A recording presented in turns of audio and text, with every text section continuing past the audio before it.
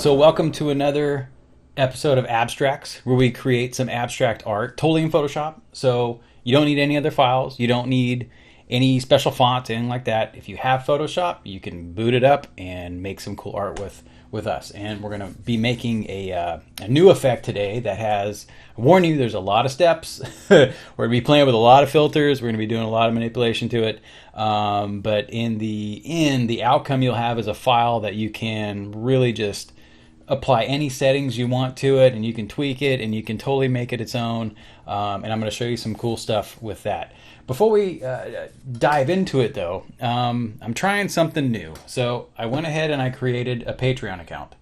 And what I'm thinking of doing going forward is that anytime we do these tutorials where we create these files and we make Photoshop files and we make whatever comes out of it, I'm going to upload it all there with this tutorial. So if you want to just follow the tutorial on YouTube, that's what this is. You can go for it. You can make it on your own. If you want the extra files and anything else that I come up with that will be over there, feel free to kick over to some support over there, and you'll be able to download whatever. I'll probably post some like behind the scenes stuff. I'll post like work in progress font files that I have that you guys can play with. Stock art I make. I'll just be dumping all sorts of stuff up there that you might be able to use. So if you want to, feel free. There's a link somewhere on this page that'll take you there. And then also in regards to links, there is a gradient map that we're going to be using, just a set of colors in this tutorial, and it will be linked below too. And a couple other pieces of stock art that'll be shown as an example in this one. So if you need to get any of that, it's on the page. All right, so this episode we're going to be making a effect that we're just calling frequency glitch. It looks kind of like a really broken VCR. A lot of color and swirls, a lot of pixelation. There's a ton of filters happening on this thing, but it's highly editable, and you'll be able to do it makes, at the very least, it makes really cool mobile wallpapers. So you'll be able to really change it up and make some cool stuff. I was playing around with this a few days ago, and it's really cool, some of the things that you can do to it once you get the base file set up. So I'm going to show you how to do that. Again, it is a lot of steps, but feel free to pause it and pause this video and run it back. And if you get hung up somewhere, yeah. And then if you do run into anything, you can always hit me up on Twitter, or we have a Discord chat, all that stuff. So if you run anything, yeah, let me know. All right, so that I'll put aside. Let's just jump in while you're here. Let's make this thing, right? So I'm gonna go ahead and I'm gonna minimize these, and this effect works best if it's big. All right, so let's go ahead and make a new document. And for this one, let's do 3,000 pixels in width and 2,000 pixels in height. That gives us plenty of room to play with things. And if you want to reuse this later on for the screen, specifically for the screen, it's big enough that you can just kind of drag it over into another HD type file or whatnot. So that all being said, make sure that you have the settings in pixels, 3,000 by 2,000. RGB is very important. Make sure it's RGB and not CMYK. CMYK is, we'll get into that later, but it'll dull out your colors a little bit because it's specifically for print. So since we're doing this for screen, make sure it's RGB and click create. All right. So we're not going to be working on the background for this one. So what I want you to do next is go ahead and go to layer and new, create a new layer, and let's go ahead and call this layer glitch, because our glitch effect is going to live here. So I'm going to call it glitch and hit enter. And now let's go ahead and turn this layer into a smart object where we can edit it outside of this Photoshop document and make some edits to it, and then it will save back into the Photoshop document. So right click on that layer glitch that you just created, and about halfway down you see an option called convert to smart object. Go ahead and click that. And again, what this kind of does is it turns it into, it's almost its own file within a file. So once you have that set, you can then take this layer and apply filters and whatnot to it, and then apply even more stuff to it in here that doesn't harm your base layer, if that makes sense.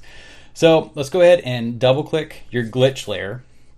And I'm going to go ahead and kind of pull this artboard out a little bit so I can see more of what we're working on. Now, let's go ahead and run a filter on it. So filter, render, and then we're going to need clouds. But before you do that, make sure over on your left-hand side, you're going to have, if you have your toolbar set up, your foreground and background colors, right above it to the top left of it, it says default foreground and background colors. Click that, and that's going to give us our default black and white color set, right?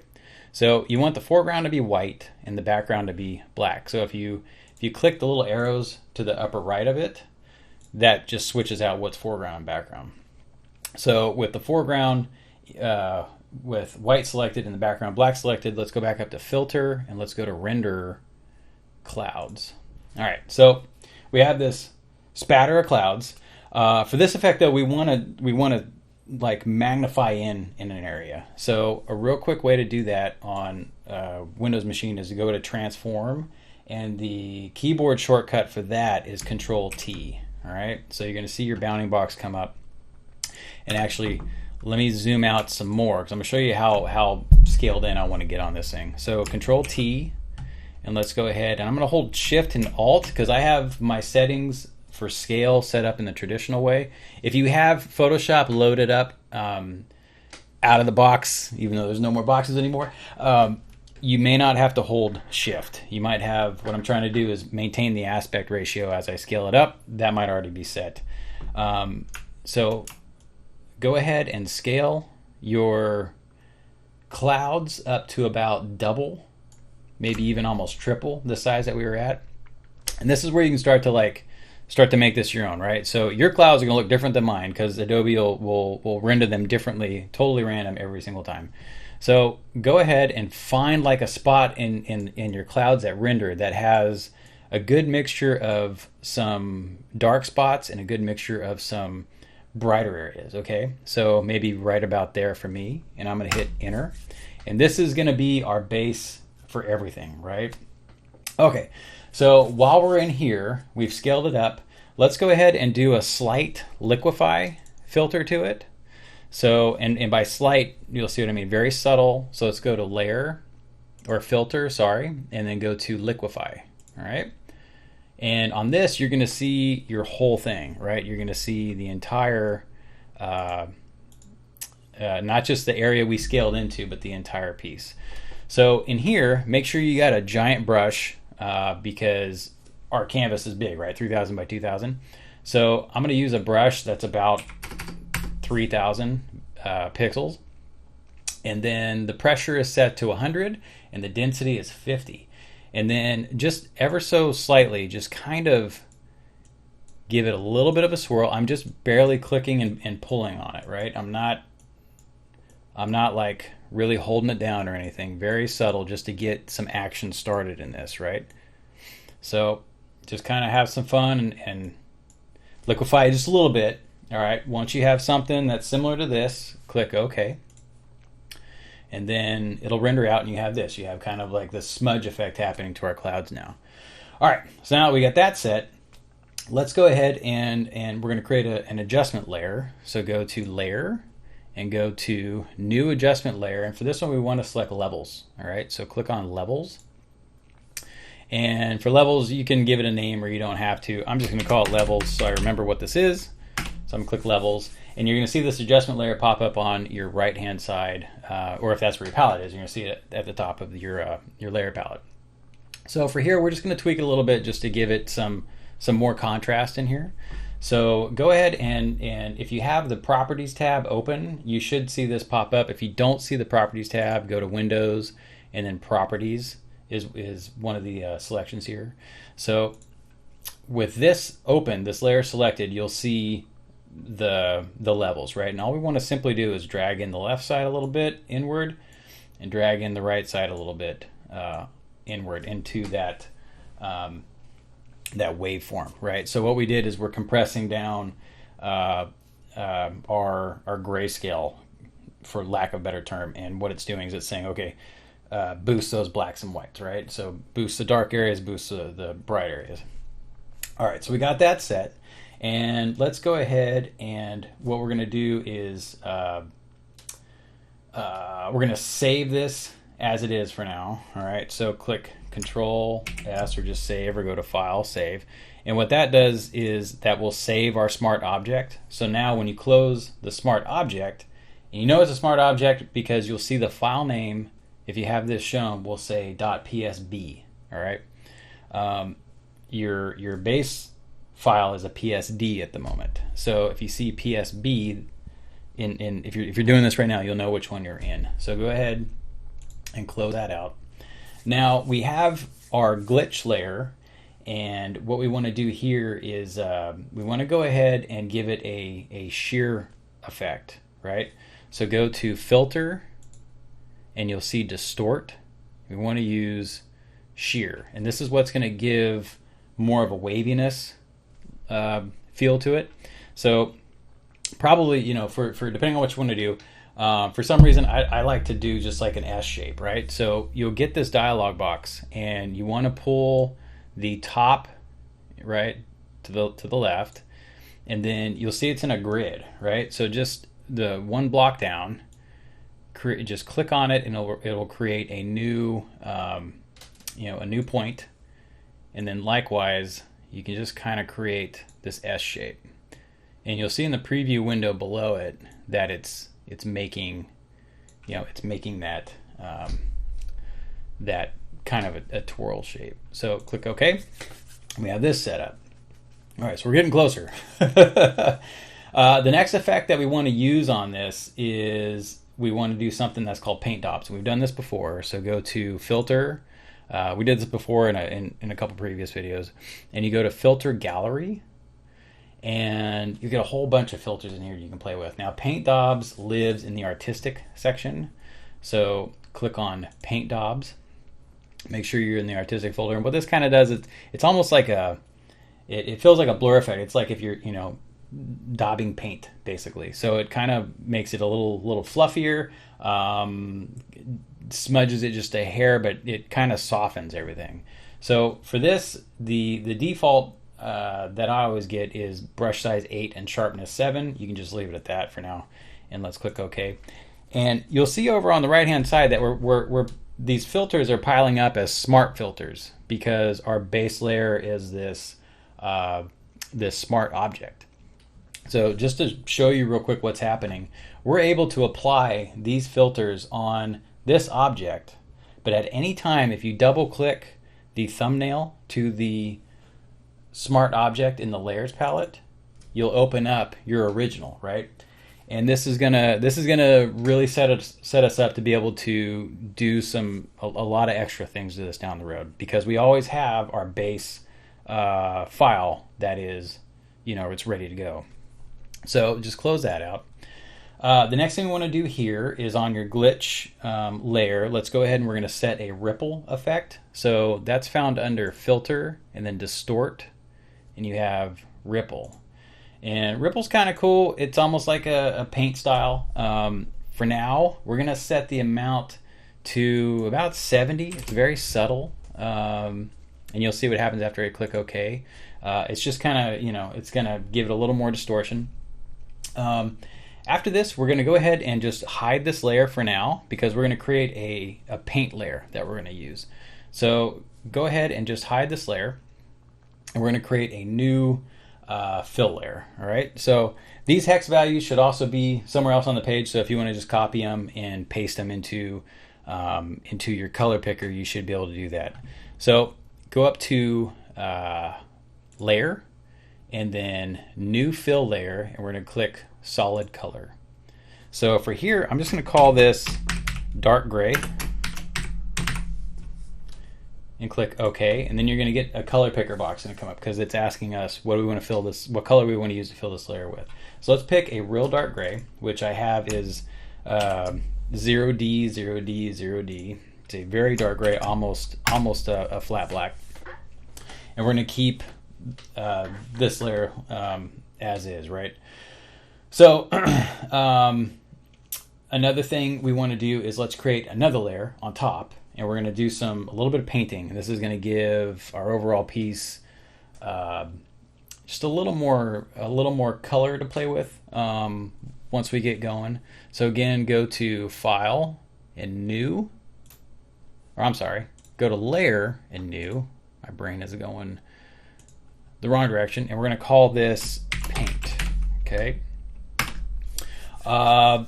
So on the paint layer, I've already chosen a couple colors of blue, a dark and a light. And we're just going to use a big paintbrush, and we're going to kind of just click in a little bit of color here. So for the lighter blue, I have a hex value picked out already. So I'm going to select my foreground, and it is 3A4A74. All right. So if I'm going too fast, I apologize. Again, anytime, just go ahead and pause this and come back when you're ready. And you can continue from wherever you left off. So I'm going to hit OK. And I'm going to grab our paintbrush. Okay. So just with the paintbrush, you want a big, a rather large paintbrush. And if you're using, you should just be using a mouse. So you don't really need a tablet or anything for this. Just right click and make sure your brush size is set to something large. I have my brush at 1200. Important that the hardness is set to 0. We want this to be super soft. We just want we're just going to put in spots of color basically. So with that set, I'm just going to kind of maybe in like a wave pattern, right? I'm just going to set some color like that. All right. So now let's go and choose our dark blue. Okay. And we're going to paint kind of around it. We're going to let some of the gray show up behind it. But we're going to paint around it. So the darker blue is 010714. So I'll paste that in. And then let's go ahead and kind of paint some areas around it. Now don't paint right up against the light color. You want the gray to come through for now. And the gray we're going to use a bit later. All right, so we have our paint layer set up. Let's go ahead and set that blend mode. So make sure your paint layer is selected and select the blend mode above it and set it to multiply. You're not going to see anything at the moment. Take your dark gray fill layer and drag it down below glitch, your glitch layer. All right. Now let's toggle the glitch layer back on, and you'll see that we now have a little bit of color applied to it. As you get going, you might want to, play with that a little more and maybe fade the color out. You're probably not going to want to keep these exact settings depending on where you put the paint, but it's really up to you guys when you get there. All right, so we have this set up. Now let's go ahead and start really making our glitch layer look like a glitch, right? So we're going to play with a filter called Wave. So if you go to Filter and then go to Distort, and you should see an option called Wave. All right, Wave does some crazy stuff, and it's pretty cool. For this effect, you want to make sure the type is set to square. Okay. Let's set the generators up top to 2. And then, because I've already kind of done this against this size canvas, I have some numbers picked out that I think should work. So with wavelength, and you'll see in the preview window it changes a little bit. Let's make sure the minimum is 1 and the max, let's set it to 730. Okay, so you can see that's kind of starting to break up. When you play with this, you'll see it affects a smaller area, makes things more noisy, or if you max it out, it's telling it to kind of drag that out a little bit. For amplitude, let's set it to 64 as the minimum, and the max, let's set it at 545. All right, now on the scale, we just want to really affect the horizontal scale on this one, right? So let's set horizontal to 15% and vertical to 1. All right, so you kind of can see a little bit of the preview of what's happening, and click OK, and we're starting to build that glitch effect. All right, so the next thing we want to do is let's go ahead and add a little more distortion to it.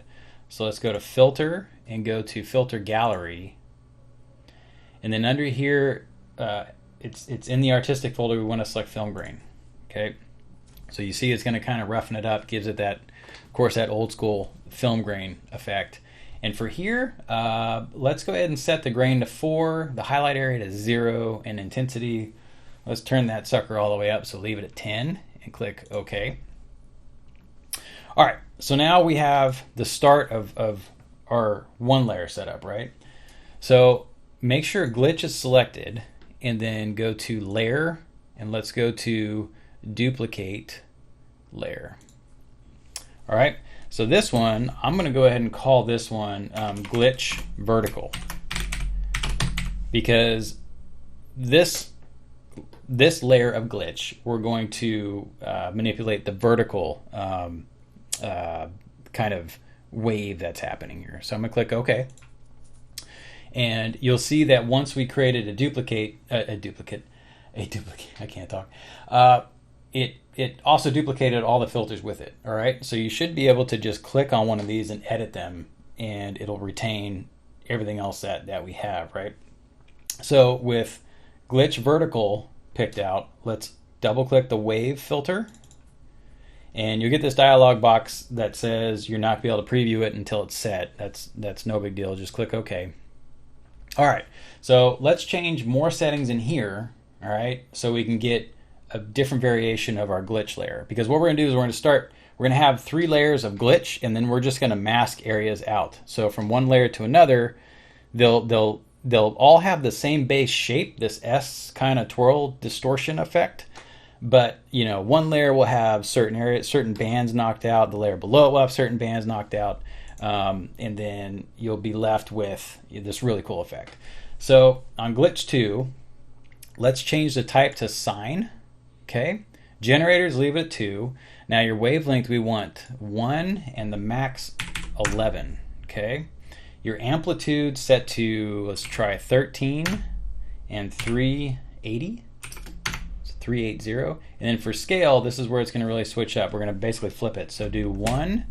And the vertical, do 26, and it's going to really like zigzag it. So click OK, and now we have this totally different like feel to it, right? It's still got the same base like S shape happening, but now this is where you get like, you make it your own style, right? You depending on how much of this you want to show, you can change it up.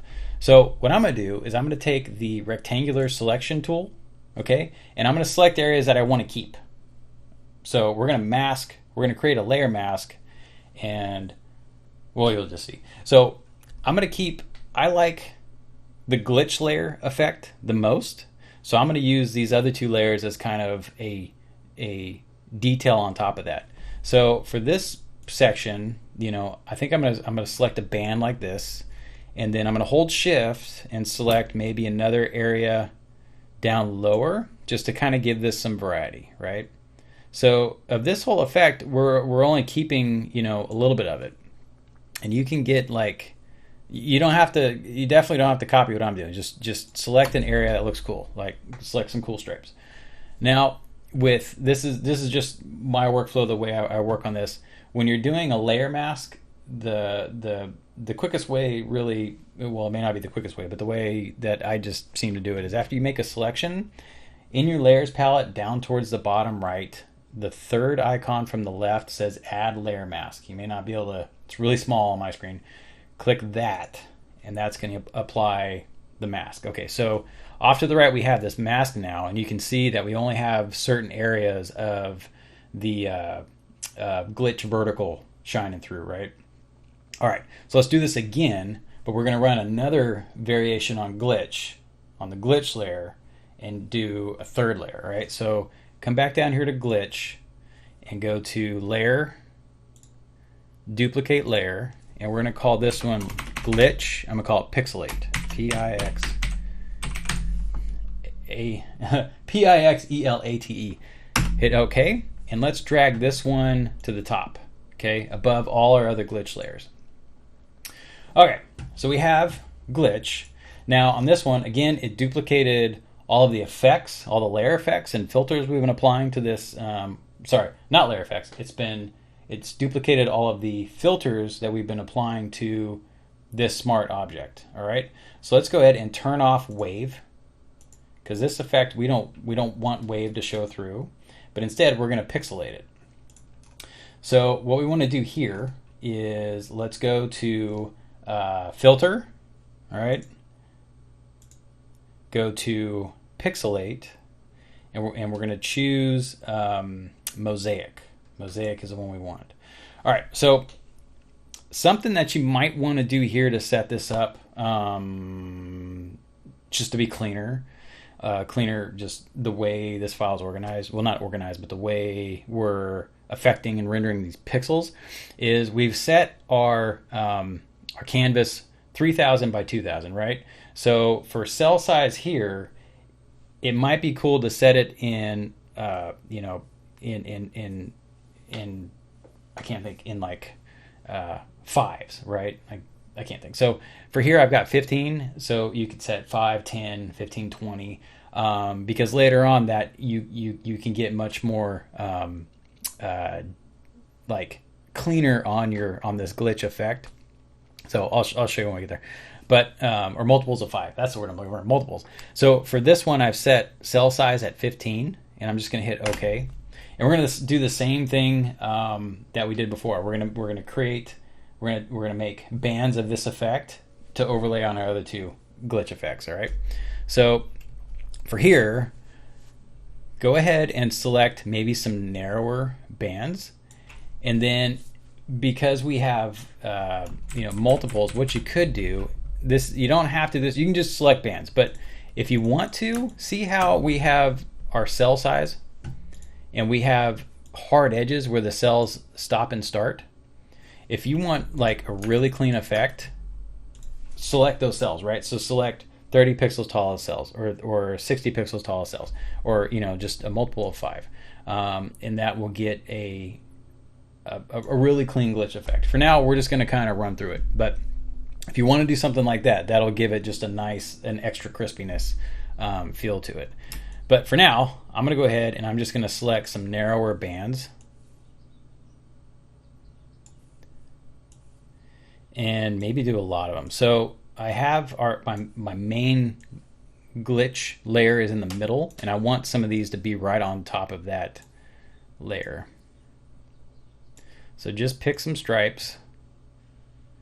And remember, hold shift to create multiples of these, right? Okay, so same thing again. We have glitch pixelate selected.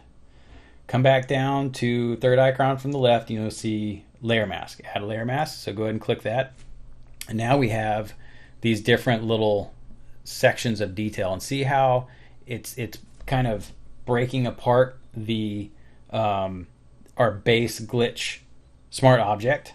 So through this whole thing, we haven't edited the actual since we liquefied those clouds. That's the furthest we've edited that base file. Okay, so it's very important because we're applying all of these effects on top of that base file, even though it's in 3 different layers.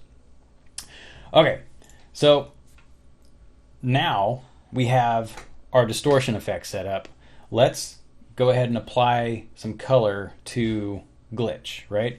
So again, any of these glitch layers have the same base file, right? We didn't make copies of the smart object, we just made copies of the layer.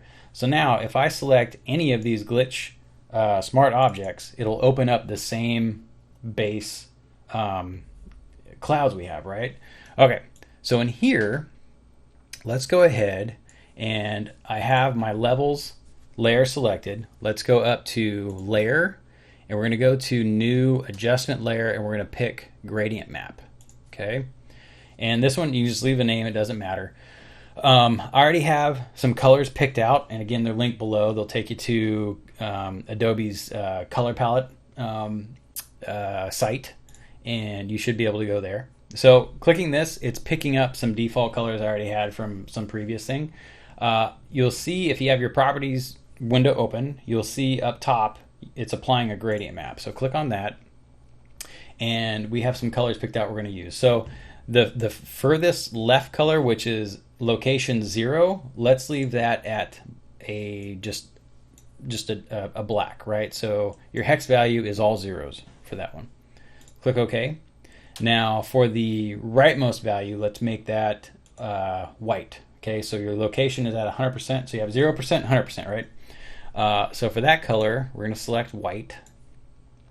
And you're going to see, okay, not much change, right? Now we have clouds back. Let's put some color in between there. So at a stop location, somewhere on the left-hand side, I have it at, I'm going to set this at 44% for now. And we're going to make this a blue. And the blue I have is 4A 5595. So I have that copied in another document. And I'm just going to go ahead and change the color here. I'm going to paste it into the box, right? And let's go ahead, and I want to get some more kind of darkness out of this, so I'm going to pull the black color to the right a little bit, so its location is now about 12% in. Let's create another color stop, and we're gonna give this a red. So this will give us kind of our warm colors here. So the red I have is F40028. So I'll copy that and I'll paste that in. It's a pretty bright red. Hit OK, and then the last color is going to be a yellow. So we'll do the same thing again. I'm going to set this to FCFF29. All right, and so let's go ahead and make we're going to make our cooler colors have a wider band, and our warmer colors, let's kind of drag them so they have kind of a narrower band on the right. Okay, something like that. Like, kind of looks like, I don't know, like a crazy looking thermal flame thing. That's Abstrakts at its best. So click OK. For this layer, let's set the blend mode to darker color. So it's about the 5th option down. And then let's go ahead and drop the opacity down. So we'll drop the opacity down pretty good, probably to about 30%. For now. Okay, and this is where the magic happens. Okay, so watch this. So I'm going to kind of move this window so you can see both. Go to File, Save. All right, give it a sec. It's saving the smart object and it's applying it to all those layers that we've just been making. So I'm going to go ahead and close our smart object out for now. And you can see we have, let's go back to the first effect I showed you. We're getting closer, right? So we're building this document up. All right, so we have a lot of this base document set up. We're still going to manipulate colors. We still need to add a few more details in here. Next thing we want to do is we're going to create a paper effect. And we're just going to kind of paint it in for now. So I have a real piece of paper stock art. And I'm just going to keep it open up here to the right. And if you're following along, you can see it on the screen, but you kind of see what we're going to try to do. We're going to try to create some of these creases and valleys and these shadows and these bright areas, and we're going to try to make our own thing on our palette here. So above the paint layer, let's go to File, or I'm sorry, not File. I always want to, when I make a new layer, my brain says File. I don't know why. So Layer, New, and let's do a new layer, if I can get it to work. New layer. And we're going to call this one Paper, okay? With this layer selected, let's choose a just total middle of the road gray, all right? So like a 50% black is where we want, and by that I mean it's like in print language it's like you have 50% black. It's not 100% black, it's like 50%, right? So we're gonna get basically a middle gray. So the hex value I got picked out for that is 838383, right? So you can just paste that in, and now make sure it's pasted in as your background color, because this is my all-time, I've said it before, my all-time favorite shortcut is Control-Delete to just fill that layer with your background color. I don't know why. After 20-something years, that's my favorite shortcut. I don't know why. Okay, so before we start making our shadows, and the way we're going to make these shadows and these bright areas, we're going to just simply do dodge and burn. All right, dodge and burn with a paintbrush. We're going to make selections, do dodge and burn. We're just going to kind of try to mimic what we have here. All right, but before we do that, let's add some noise to this gray layer, right? So go to Filter, Noise, Add Noise, and what we have here is we want kind of a gritty, this gives it like that fibrous look in the paper. And I've used this effect for years. It's just I know there's filters that do actual fiber, but I like this. I don't know why. So what we want to do here is we want to set the filter to monochromatic and set it to Gaussian, and then we want to set the amount to maybe, I don't know, 24%, and click OK. All right, now off to the left, you want to make sure that we have our lasso tool selected. That's what we're going to use. So click that, and if you have your options up top here, you should see a feather option off to the right. Let's set that at 5 pixels. Okay, so that's going to soften the edges of our selection a little bit. And let's come over here and let's look at our paper, like stock photo a little bit, right? So it looks like somebody crumpled it from top left to bottom right and just kind of crumpled it, and straightened it back out. So let's try to get an effect like that, and you'll see that we've got these little shapes in here, right? And there's like a crease coming this way and a big crease down here and subtle ones in here. You can see some of them cross over each other a little bit, some cool little breaks in here. So you don't have to, by no means are we trying to do an exact duplicate of this, but we're just trying to give it that kind of feel of a paper stock. So I'm going to kind of draw out a kind of a crease, and unfortunately you're not going to, it's hard to see my selection on here just simply because the select tool, the nature of it, and then we're working against a gray background, it's hard to see it. But bear with me. Select like a crease, like you're making a crease, right? So on the side we have selected, if we look at the paper, the top left side of the crease is the bright area, right? So let's go ahead and let's go to our dodge tool. Okay, it looks like a magnifying glass, and select that, and then let's go ahead and make sure we have a larger brush, so maybe 450, and hardness is set to 0. And okay, as I do this, it'll start to make sense. So all I'm going to do is kind of start to click and make sure, and start to dodge out to create this highlighted area. And if you're not getting the same effect, you might have some settings up top here. Make sure range is midtones, and you have exposure set to 50%, about 50%. That'll let you kind of like build it up rather than just one big blowing out the whole thing. So keep it at around that. All right. Now, real easy thing here is go to select and go to inverse. Okay. So now we're selecting the other side, right? So once that's selected, use your burn tool and same brush, and let's burn that edge. So we're getting kind of a crease effect, right? So, and I'm not dragging down and burning the whole thing. I'm just simply kind of, just making it very subtle. It's almost in between a crease and like the paper's like it got a hard, like it's folded over on itself a bit.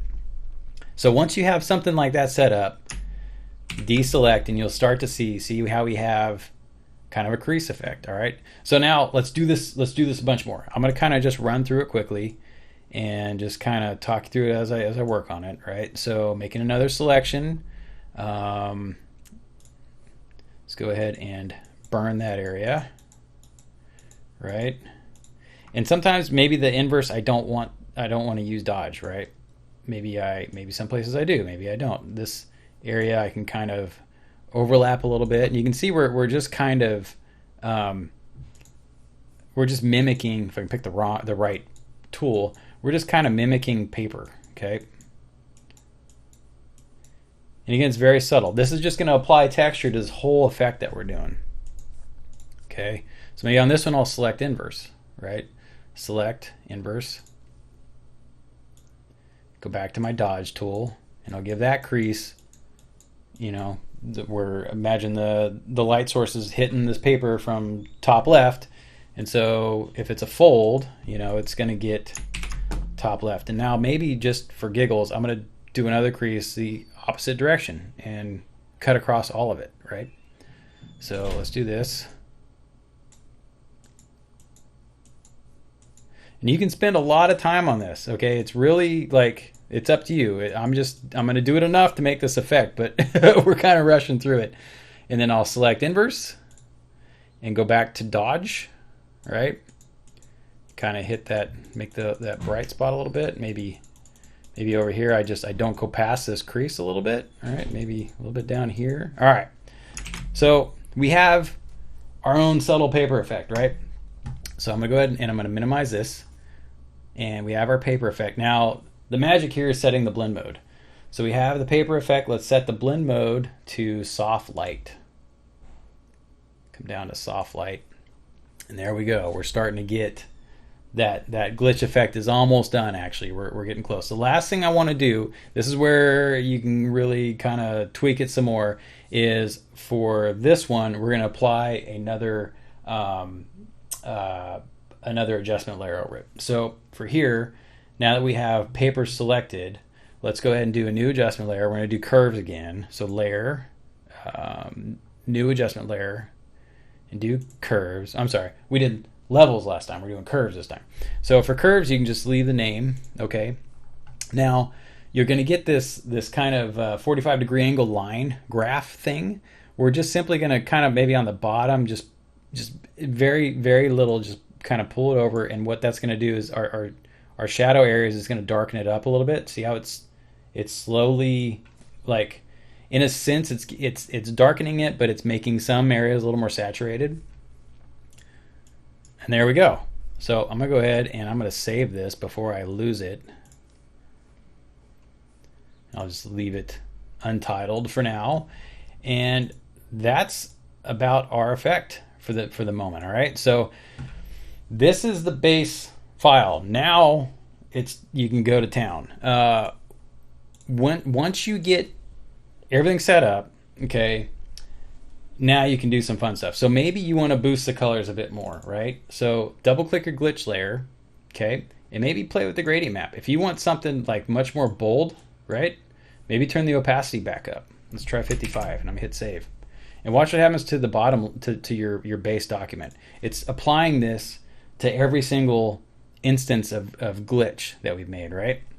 So if we stop right here, this is how frequency glitch effect is done, right? So you could just stop right here and be done.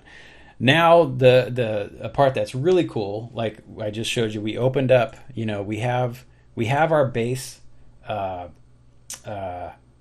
smart object.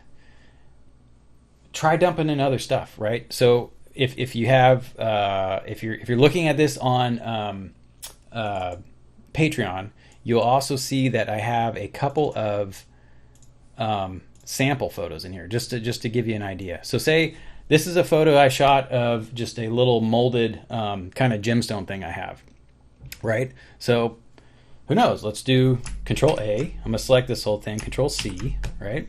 And let's see what happens when I dump this in. So right above my glitch layer, paste that in. All right. So we're applying levels to it in here, and we're applying the gradient map. All right. So let's move this over so we can see what happens. It might be totally terrible. It might turn out really cool. I don't know. This is where Abstracts gets to be a lot of fun. Let's hit Control S to save our smart object, and let's see what happens while it's thinking. Oh, that's kind of cool. That's almost like more of a, it gives it a mineral effect. But see, this is where, now that we have this base glitch document set up, you can do all sorts of stuff. So, or go back, you know, just simply hide that layer in your smart object and then come back. It's going to update all those layers again, and boom, we're back to our glitch area. Now, the last thing you might want to do is we made that dark gray layer down at the bottom. You could play around with the blending of your glitch layer itself. For now, we've just got it set to normal, but you can also do a lot of different effects here. So if I set the blend mode, you know, you can play around with different blend modes here and see how, you know, it's changing. Just changing that one base layer of glitch is going to change the layers above it, right? So maybe you want one layer that's kind of washed out a bit more, which might be kind of cool. Let's do something like difference. Okay, so with difference, that's giving like the layers above it. It's taking our layer glitch and it's blending itself against that dark gray solid layer we put in. But then the other glitch layers are kept at their their normal opacity and their normal blend mode. And so what you have is like you can start to emphasize different layers of this if you want, and it makes it like it just makes it a lot of fun, super cool. You can totally change it up any way you want. You can toggle off some of these effects that we put on each layer, right? So maybe one you want to take the wave and you want to really make a glitch effect out of it, right? You can come into your other layer and just double click any of these effects at any time, right? And reopen what they are and manipulate them even further and make something cool. Make it totally your own. One other thing that I thought was really cool before we end this tutorial. So this is your file. This is your base file. Again, you do whatever you want to it. There's a site called Unsplash, and it's where there is a lot of free photography to use in basically anything. It's just they ask for credit, but it's a great site. Try it out if you want. I found a photo on Unsplash and I was like, I wonder what that would look like in here. So I have this one. Well, there's actually a couple, and I found this photo of it looks like tinfoil almost, right? It looks like, I don't know, like the underside of wrapping paper or something. So this even makes some cool stuff. So I'm just going to simply drag this into our smart object, right? And just hit Control S again. So if you want to take photos or use photos, we didn't build it, but look what it does. It's so cool. Like, it just makes rad art, which is what is the base of Abstracts. So I'm gonna leave it there. Again, I'm gonna set this back to what we had before. If you want any of these files and you want to kick down some support over at Patreon, all of these are uploaded there now. You can download them. You can use them for whatever you want. You don't have to just have fun with them. All right, it's used for you can learn off of it. You can see how things were set up, and just have a blast, right? So that's it for Abstracts Frequency Glitch, and I want to thank everybody for joining in that made it through this super long one. Also, if you make any of this on your own, please share it with me on Twitter. Please share it with me somewhere. I love to see what you guys are working on. I love to see how you guys take these tutorials and just like make them into crazy stuff. I've seen like you guys take this and make it even better. It's great. I love seeing it, and I love just watching everybody have some fun with this stuff. So I'll leave it at that, and I think that's it. I'll see you next time on another episode of something. Yeah, later.